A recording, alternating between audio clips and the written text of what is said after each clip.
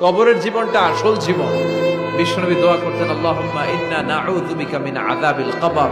আল্লাহ, আমি আপনার কাছে কবরের আযাব থেকে পানাহ চাই, কবরের আযাব থেকে বাঁচতে চাই। এই কবরের মধ্যে অনেক ফিতনা হবে, অনেক সুয়াল হবে। কবরে প্রশ্ন আছে না নাই? কথা বলেন।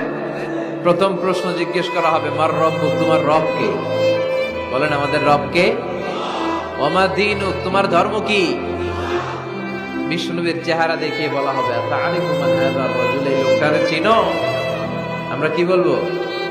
আমরা চিনি, উনি আমাদের প্রিয় রাসূল মুহাম্মদুর রাসূলুল্লাহ সাল্লাল্লাহু আলাইহি ওয়াসাল্লাম।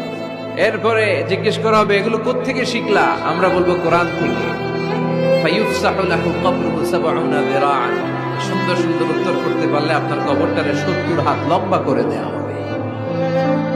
ইফতাহু লাহু বাবুন ইলাল জান্নাহ, জান্নাতের দিকে একটা দরজা লাগিয়ে